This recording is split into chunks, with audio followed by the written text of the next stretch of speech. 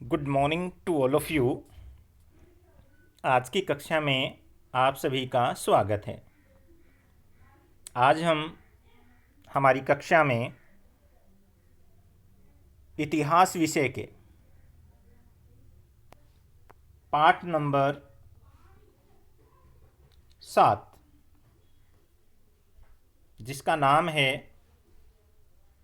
एक साम्राज्य की राजधानी विजयनगर, इसके बारे में हम जानेंगे। ये जो साम्राज्य था जिसकी राजधानी विजयनगर थी, उस साम्राज्य का नाम विजयनगर था। कौन सा नगर था? विजयनगर। और हम बात करेंगे 14वीं शताब्दी से 16वीं शताब्दी तक। विजयनगर अस्तित्व में कैसे आया? जब भारत के अंदर दिल्ली के ऊपर दिल्ली सल्तनत का शासन था,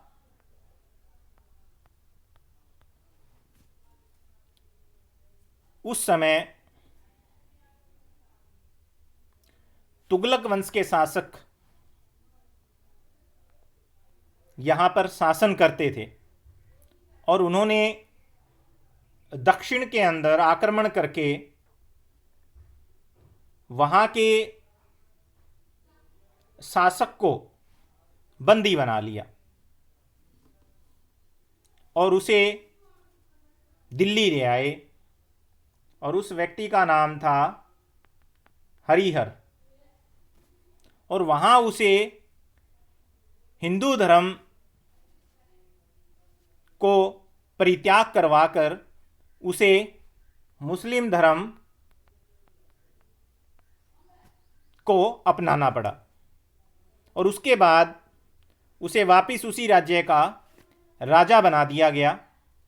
लेकिन जैसे जैसे दिल्ली सल्तनत कमज़ोर होती गई तो हरिहर ने अपने आप को वहाँ का स्वतंत्र शासक घोषित कर दिया और एक साम्राज्य की नींव रखी और उस साम्राज्य का नाम था विजयनगर, जिसका अर्थ है विजय का शहर। विजय का शहर। और इसकी जो स्थापना है वो 1336 ईस्वी में हरिहर और एक इसका भाई था बुक्का, उन दोनों ने मिलकर की और उस वंश का नाम था संगम वंश। कौन सा नाम था? संगम वंश। पहला जो शासक था वो किस वंश से हुआ? संगम वंश से। उसके बाद समय बीतने के साथ साथ इसके ऊपर 3 वंशों ने शासन किया: सुलू वंश,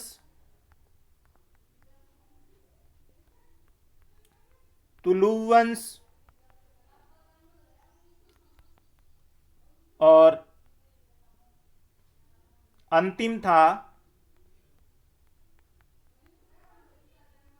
अराविदु वंश। इन 4 वंशों ने 1565 ईस्वी के आसपास तक, जब तालीकोटा के युद्ध में विजयनगर को तहस नहस नहीं कर दिया गया, तब से इस राज्य के ऊपर इन लोगों ने शासन किया। इन चारों वंशों के अधीन विजयनगर ने जो अपना विकास किया, जिस प्रकार की संरचनाएं वहां पर अस्तित्व में आई, जिस प्रकार के मंदिरों का वहां पर निर्माण हुआ, जिस प्रकार के हौजों का निर्माण हुआ, नहरों का निर्माण हुआ, स्थापत्य कला का विकास हुआ, शासन प्रणाली, राजनीतिक केंद्र बिंदु, ये सारे के सारों का जो विकास हुआ था, उसके बारे में हम इस अध्याय में अध्ययन करेंगे कि किस प्रकार विजयनगर अस्तित्व में आया। विजयनगर के साथ साथ मैं आपको थोड़ा सा नॉलेज के लिए बता देता हूं, जब विजयनगर की स्थापना हुई थी तब इसी टाइम इन्हीं के पैरेलल में दक्षिण भारत के अंदर एक नए राज्य का भी उदय हुआ था, जिसका नाम था बहमनी राज्य, और इन दोनों राज्यों की आपस में बड़े टकराव रहते थे। कृष्णा जो नदी बहती थी, तुंगभद्रा जो नदी बहती थी, उनके बीच का जो क्षेत्र था जिसको दोआब बोला जाता था, उस दोआब के लिए ये दोनों राज्य आपस में टकराते थे क्योंकि वो बहुत उपजाऊ मैदान था। उसके लिए इनके बीच में बड़ी लड़ाइयाँ रहती थी। और बहमनी राज्य का संस्थापक था हसन सिंह गंगू। हसन सिंह गंगू, ये प्रश्न पूछे जाते हैं बहुत बार। और समय के साथ साथ बहमनी साम्राज्य कमजोर होता चला गया इन युद्धों की वजह से, और कालांतर के अंदर वो कितने भागों में बट गया? 5 भागों में। कितने भागों में बटा? 5 भागों में बटा। और वो भाग कौन कौन से थे? बिदर, दूसरा था बरार, तीसरा था अहमदनगर, चौथा था गोलकुंडा, और नंबर 5 बीजापुर। इन 5 भागों में बहमनी साम्राज्य बट गया, लेकिन विजयनगर की जो भव्यता और उसकी शान और शौकत एक ही साम्राज्य के अधीन रही। इसलिए सबसे ज़्यादा जो है, हम दक्षिण भारत की जब बात करते हैं तो विजयनगर साम्राज्य की सबसे ज़्यादा हम चर्चा करते हैं। तो जो विजयनगर जो साम्राज्य था, 14वीं शताब्दी में जब इसकी स्थापना हुई, तो उसके बाद में धीरे धीरे उत्तर के अंदर ये कृष्णा नदी तक, अभी हमने बात की थी कि कृष्णा नदी और तुंगभद्रा नदियों के बीच के दोआब का जो क्षेत्र था उसके लिए बड़ी लड़ाइयाँ होती थी। और प्रायद्वीप के अंदर सुदूर दक्षिण तक, दक्षिण के अंदर नीचे जो तमिलनाडु का हमारा हिस्सा है वहां तक ये क्या हो गया था? पहुंच गया था। उसके बाद में 1565, मैंने अभी थोड़ी सी चर्चा की थी, आपको नॉर्मली बता भी देता हूं, एक युद्ध हुआ था तालीकोटा का युद्ध। कौन सा युद्ध? तालीकोटा का युद्ध, या इसको राक्षसी तांगड़ी का युद्ध भी बोलते हैं। कौन सा युद्ध बोलते हैं? राक्षसी तांगड़ी का युद्ध के नाम से भी इसको जाना जाता है। तो यहां पर विजयनगर की जो सेना का प्रधानमंत्री था वहां का, वो था राम राय। कौन था? राम राय। ये व्यक्ति कूटनीतिज्ञ नहीं था, और उस समय का जो राजा था वो इसके हाथ का कठपुतली था। और ये वो जो 5 राज्य मैंने आपको बताए थे, बिदर, बरार, बीजापुर, गोलकुंडा और अहमदनगर, उनकी सेनाओं को, उनके राजाओं को आपस में लड़वाता था। और ऐसी जो परिस्थितियां थी पहले विजयनगर के अंदर कभी नहीं बनी। जब कृष्णदेव राय 1509 से लेकर के 1529 तक शासन करता है विजयनगर के ऊपर, तो उस टाइम के अंदर जिस प्रकार की उत्तराधिकार की जो समस्याएं आई थी बहमनी राज्य में, तो उसने हस्तक्षेप करके उनको सुलझाया था। ऐसे ही उनकी मृत्यु के बाद विजयनगर के अंदर जब समस्या आई तो उन शासकों ने भी वहां पर हस्तक्षेप करके उस समस्या का समाधान करवाया। लेकिन राम राय उस प्रकार की कूटनीतिज्ञ नजर वाला व्यक्ति नहीं था, वो इनको आपस में लड़वाता था। और राम राय की उस कूटनीति को इन लोगों ने समझ लिया, और वो जो 3 महत्वपूर्ण जो राज्य थे उनकी सेनाएं संयुक्त हो गई, और संयुक्त होकर के उन्होंने राक्षसी तांगड़ी के मैदान के अंदर आकर के विजयनगर की सेना पर धावा बोल दिया। और उस युद्ध के अंदर विजयनगर की सेनाएं बुरी तरीके से हार गई, और विजयनगर के शहर को उन संयुक्त सेनाओं ने बिल्कुल तबाह कर दिया। उसको पूर्णतः क्या कर लिया गया? लूट लिया गया, और वो पूर्णतः खत्म हो गया। केवल लोगों की स्मृतियों में जिंदा रहा। कृष्णा और तुंगभद्रा दोआब का जो क्षेत्र है वो अब केवल वहां रहने वाले जो लोग हैं उनके ही मस्तिष्क में जीवित रहा। और जो क्षेत्र उनके पास रह गया था उसको उन्होंने क्या नाम दिया? हम्पी दिया। फिर जो विजयनगर था वो साम्राज्य जो है वो कहां तक सीमित रह गया था? हम्पी तक सीमित रह गया था। तो ये सारी की सारी चीजें जो अब हम डिस्कस कर रहे हैं उनका पता हमें कहां से लगता है?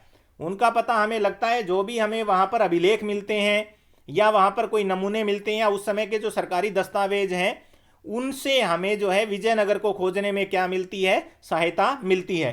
तो आइए अब हम इस पाठ की शुरुआत करते हैं। और हमारा जो फर्स्ट जो पॉइंट आता है वो आता है हम्पी की खोज। एक महत्वपूर्ण जो है शहर था, और इस शहर को जो है मंदिरों के शहर के नाम से भी जाना जाता है। तो विजयनगर जो अंतिम जो उनके राजा रहे थे वो अपने आप को बिल्कुल सीमित कर चुके थे। वो कहाँ तक सीमित कर चुके थे? हम्पी तक। और हम्पी के बारे में हमें जानकारी कैसे मिलती है? तो हमने बार बार चर्चा की है इतिहास के अंदर कि 2 प्रकार के हमारे पास स्रोत होते हैं। एक पुरातात्विक होता है,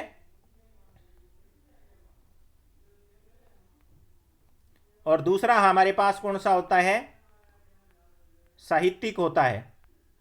दो प्रकार के स्रोतों का हम अध्ययन करते हैं किसी भी इतिहास को जानने के लिए, किसी भी साम्राज्य के, पुरातात्विक और साहित्यिक। तो पुरातात्विक होता है, उसके अंदर इमारतें आती हैं, अभिलेख आता है, सिक्के आता है, इस प्रकार की जो है पुरावस्तुएं आती हैं जिनके जरिए हम अध्ययन करते हैं। तो हम्पी की जो हमने खोज की वो भी हमने क्या की थी कि जो पुरातात्विक जो हमारे पदार्थ होते हैं उनका अध्ययन करने वाले व्यक्ति को क्या बोला जाता है, पुरातत्वविद। और वो जो पुरातत्वविद होते हैं, जो विद्वान होते हैं, वो प्राचीन वस्तुओं का क्या करते हैं, अध्ययन करते हैं। तो यहाँ पर जो ब्रिटिश ईस्ट इंडिया कंपनी थी उन्होंने भारत के अंदर एक विभाग की स्थापना की थी। उस विभाग का नाम था पुरातात्विक विभाग, पुरातात्विक विभाग। और उस विभाग का जो है एक व्यक्ति को क्या बनाया जाता था, डायरेक्टर बनाया जाता था, उसका मुखिया उसको बनाया जाता था। तो पुरातत्वविद कर्नल कॉलिन मैकेंजी, किस व्यक्ति को, कॉलिन मैकेंजी। कॉलिन मैकेंजी जो है वो इसके डायरेक्टर जनरल बने भारतीय पुरातात्विक सर्वेक्षण विभाग के। और उन्होंने हम्पी के जो भवनों के जो अवशेष थे 1800 ईस्वी में, उन्होंने इनको क्या किया, खोज निकाला। इस व्यक्ति ने 1800 ईस्वी के आसपास आकर के जो हम्पी के जो भवन थे उनको क्या कर लिया, खोज करके निकाल लिया। और उसके लिए उसने एक खास काबिलियत होती थी इन लोगों की, ब्रिटिश ईस्ट इंडिया कंपनी की या यूरोपीय लोगों की, कि ये किसी भी क्षेत्र को जानने के लिए वहां का क्या बनाते थे, सर्वेक्षण मानचित्र बनाते थे। सर्वेक्षण मानचित्र, सर्वेक्षण मानचित्र का मतलब होता है किसी एक छोटे क्षेत्र के अंदर पाई जाने वाली विविध प्रकार की वस्तुएं, वनस्पति, वहां की प्रकृति के बारे में जानकारी हासिल करके और क्या बनाया जाए, एक मैप बनाया जाए, ताकि दूसरे व्यक्ति बगैर उस क्षेत्र पर आए ही उस क्षेत्र के बारे में संपूर्ण जानकारी क्या कर ले, हासिल कर ले। तो उसके लिए जो सर्वेक्षण मानचित्र इन्होंने तैयार किया था, उस सर्वेक्षण जो है मानचित्र की जो जानकारियां वहां पर डाली गई थी, वो मैंने आपको भी थोड़ी देर पहले भी बताया था कि मंदिरों का शहर बोला जाता था इसको। किसका शहर बोला जाता था, मंदिरों का शहर। बहुत ज्यादा मंदिर थे यहाँ। तो मंदिरों के अंदर जो पूजा स्थल होते थे, वहां पर जो पुजारी होते थे, उन पुजारियों से कॉलिन मैकेंजी और उसके जो साथी होते थे उन्होंने जानकारियां जो है जुटाई। और ये जो मंदिर होते थे वहां की जो स्थानीय जो देवी थी पंपा, स्थानीय देवी कौन सी थी, पंपा। और स्थानीय जो देवता था वो कौन था, विरूपाक्ष। और विरूपाक्ष के नाम से ही यहाँ के जो राजा होते थे वो लोगों के ऊपर क्या करते थे, शासन करते थे।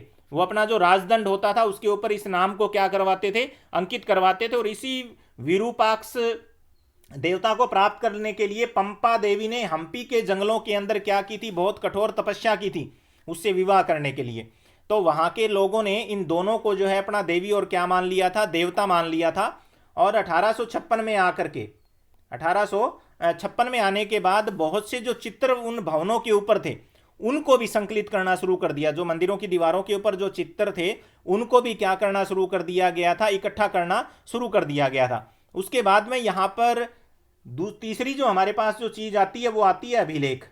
जो अभिलेख हमें कहाँ पर मिलते हैं, हम्पी में मिलते हैं। उन अभिलेखों को भी इन लोगों ने इकट्ठा करना शुरू कर दिया। और ये जो अभिलेख हैं ये तेलुगु भाषा में, कन्नड़ भाषा में और किस भाषा में लिखे गए थे, तमिल भाषा में। और अन्य जो भाषाएं होती थी उनसे भी इन सभी चीज़ों का क्या किया गया, मिलान किया गया। और इस प्रकार इस शहर का जो इतिहास था उसको दोबारा क्या किया गया था, पुनर्निर्मित किया गया था। अब हम थोड़ा सा कर्नल कॉलिन मैकेंजी के बारे में जानेंगे। बहुत ही इंटरेस्टिंग जो है व्यक्ति था ये देखिएगा आप यहाँ पर, ये कॉलिन मैकेंजी है जो ग्रामीण लोगों के साथ यहाँ पर उनके जो सहायक जो लोग थे उसकी जो सहायता कर रहे थे उनके साथ आपको यहाँ पर दिखाई दे रहा है। और ये उसकी जो है जीवनी है। 1754 के अंदर कॉलिन मैकेंजी जन्मे थे। और ये एक अभियंता को अंग्रेजी में इंजीनियर बोलते हैं। और सर्वेक्षक जो होता है उसको सैम्पलीरियर बोलते हैं, जो सैंपल इकट्ठे करता है। और मानचित्रकार के रूप में इसने एक प्रसिद्धि हासिल की थी। और ये 1815 के अंदर, कई बार ये प्रश्न आता है कि भारत का पहला सर्वेयर जनरल जो है किसको बनाया गया था, तो किसको बनाया गया था 1815 में, कॉलिन मैकेंजी को। और 1821 तक, लगभग 6 वर्ष तक, अपनी मृत्यु तक वो इस पद के ऊपर जो है बने रहे थे। और वो कहते थे कि ब्रिटिश प्रशासन के जो सुप्रभाव में आने से पहले दक्षिण भारत जो है वो क्या था, खराब प्रबंधन की दुर्गति से लंबे समय से जूझता रहा था। उसके बाद में हमारे पास जो नेक्स्ट हमारा जो पॉइंट स्टार्ट होता है वो होता है राय, नायक और सुल्तान। सुल्तान राजा को बोला जाता था। इसके अलावा राजा वहां के जो होते थे वो एक उपाधि भी धारण करते थे जिसको राय बोला जाता था। और जो राय होते थे ये अपने प्रशासन को चलाने के लिए किसके ऊपर निर्भर होते थे, नायक के ऊपर निर्भर होते थे। जैसा कि हमने अभी बताया था आपको कि परंपरा और अभिलेखों से जो हमें अध्ययन हुआ था कि विजयनगर साम्राज्य की जो स्थापना है वो दो भाई कौन थे, हरिहर और बुक्का ने कब की थी, 1336 ईस्वी में की थी। और इस साम्राज्य की जो सीमाएं थी अस्थिर थी। अस्थिर क्यों थी वो मैंने अभी आपको बताया थी कि बहमनी साम्राज्य और विजयनगर के बीच में महत्वपूर्ण क्षेत्रों के लिए युद्ध लड़े जाते थे। इस कारण इनकी सीमाएं जो है कभी बढ़ती थी और कभी क्या हो जाती थी, घट जाती थी।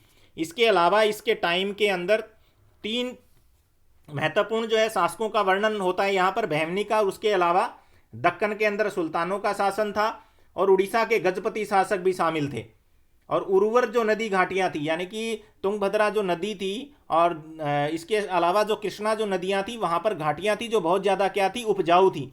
इसके अलावा ये पश्चिमी तट की जो बंदरगाहें थी जो महत्वपूर्ण, उन बंदरगाहों से इन देशों का क्या होता था, व्यापार होता था। तो लाभकारी जो विदेशी व्यापार से उत्पन्न संपदा पर अधिकार के लिए आपस में क्या करते थे, संघर्ष करते थे।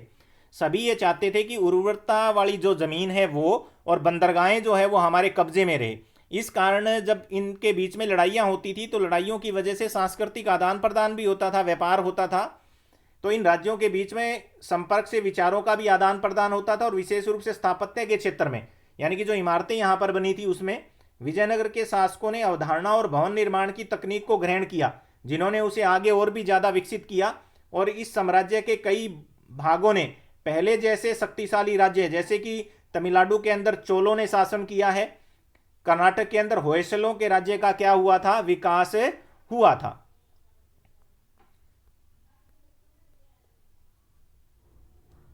ये देखिएगा आप, मैंने आपको बताया था कि मंदिर साउथ के अंदर आप भी जाओगे तो आप बहुत ज़बरदस्त आपको मंदिर देखने को मिलेंगे। भव्य मंदिर है, चट्टानों को काट करके भी बनाए हुए मंदिर आपको यहाँ पर मिलेंगे।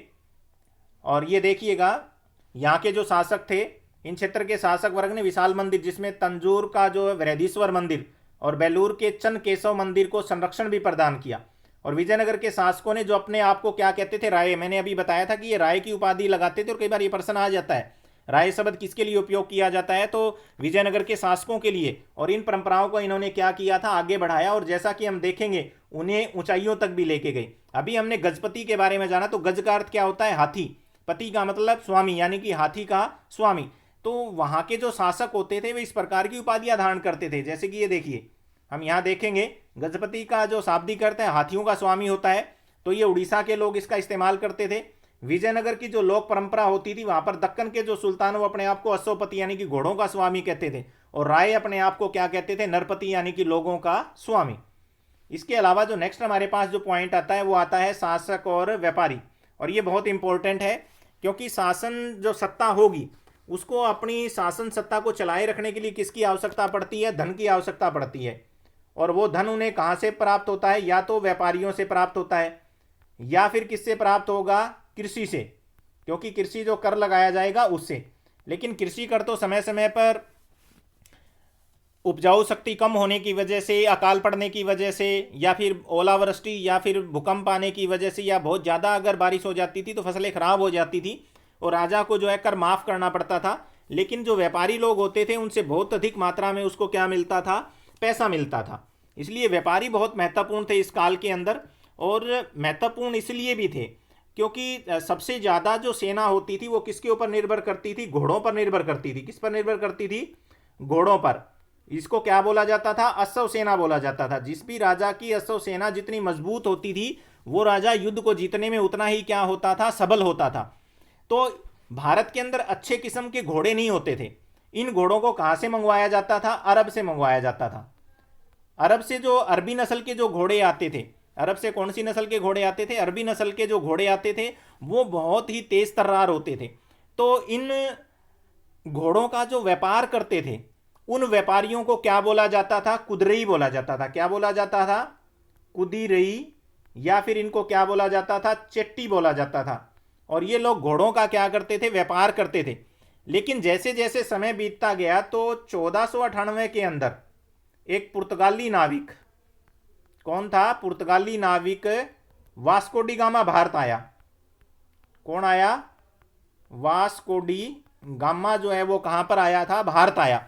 और इस कारण जो है पहली बार पुर्तगाली भी दक्षिण भारत में क्या है? आ गए और भारतीय पटल पर वो लोग छा गए और उन्होंने यहां पर आकर के अपने क्या बनाने शुरू कर दिए? व्यापारिक केंद्र और सामरिक केंद्र। व्यापारिक केंद्र का मतलब तो था जहां पर तैयार जो माल होता था, कच्चा माल जो है उसको इकट्ठा किया जाता था बंदरगाह पहुंचाने के लिए। और सामरिक केंद्र वो होता था जहां पर इस माल की रक्षा के लिए वो एक अपनी छोटी क्या रखते थे? सेना रखते थे, वहां पर अपने हथियार रखते थे। उसको क्या बोला जाता था? सामरिक केंद्र स्थापित यहां पर करना शुरू कर दिया और वो सफल भी हुए। क्यों हुए? क्योंकि भारत के अंदर बंदूकों का इस्तेमाल नहीं होता था। कई बार ये प्रश्न आ जाता है। बंदूक लेकर के आए थे भारत में पुर्तगाली और ये आसानी से किसी दूसरे व्यक्ति को बहुत दूरी से भी क्या कर सकते थे? मार सकते थे। क्योंकि तलवारबाज तो तभी किसी व्यक्ति को मार सकता है जब वो उसके क्या हो? बिल्कुल नजदीक हो। लेकिन बंदूक जो होता है उससे कोई व्यक्ति बहुत ज्यादा दूरी से भी किसी व्यक्ति को क्या कर सकता है? मार सकता है। इसलिए उस समय बंदूकों का जो प्रयोग हुआ तो दक्षिण भारत की जो राजनीति है जो उलझी हुई थी, मैंने आपको बताया था कि बहमनी साम्राज्य कितने भागों में बट गया था? 5 भागों में। इनका आपस में लड़ाई झगड़ा होता रहता था तो वो दोनों राज्य आपस में क्या हो गए थे? कमजोर हो गए थे। इसलिए जो पुर्तगाली है वो दक्षिण भारत के अंदर उस टाइम में एक महत्वपूर्ण शक्ति बनकर के उभर रहे थे। विजयनगर के जो व्यापारी होते थे वो मुख्यतः मसालों का, वस्त्रों का और रत्नों के बाजार के लिए बड़ा प्रसिद्ध था। और ऐसे शहरों के लिए व्यापार एक प्रतिष्ठा का भी क्या माना जाता था? मानक माना जाता था। और यहाँ की जो समृद्ध जो जनता होती थी वो महंगी वस्तुओं की क्या करती थी? मांग करती थी। क्योंकि जो व्यक्ति अमीर होगा वो महंगी वस्तुएं जैसे कि रत्न चाहिए और आभूषणों की। और दूसरी ओर जो है व्यापार से क्या होता था? राजस्व वो राज्य की समृद्धि में योगदान देता था। मैंने आपको जैसे ही स्टार्ट हुआ था तो 2 चीजें बताई थी। एक तो राजस्व से आय होती है, वो 2 तरीके से होती है। एक तो व्यापार कर के जरिए आती है और दूसरी किससे आती है? कृषि कर से आती है। तो कृषि कर का मैंने आपको बताया था कई बार रीजन्स ऐसे हो जाते हैं कि कृषि से आमदनी घट जाती है, लेकिन व्यापार के अंदर अगर बढ़ोतरी होगी और बहुत अच्छा व्यापार होगा तो वो व्यापार दिन प्रतिदिन बढ़ेगा और राज्य के राजस्व के अंदर भी बहुत ज्यादा क्या देगा? वो योगदान देगा। उसके बाद हमारा जो नेक्स्ट जो पॉइंट आता है वो आता है राज्य का चरमोत्कर्ष और उसका पतन। कि जो विजयनगर जो साम्राज्य था उसका राज्य जो है कितना जो है ऊंचाई पर गया और उसके बाद उसका पतन जो है क्यों हुआ, इसके बारे में हमारी आगे की कक्षा में अध्ययन करेंगे। Thank you.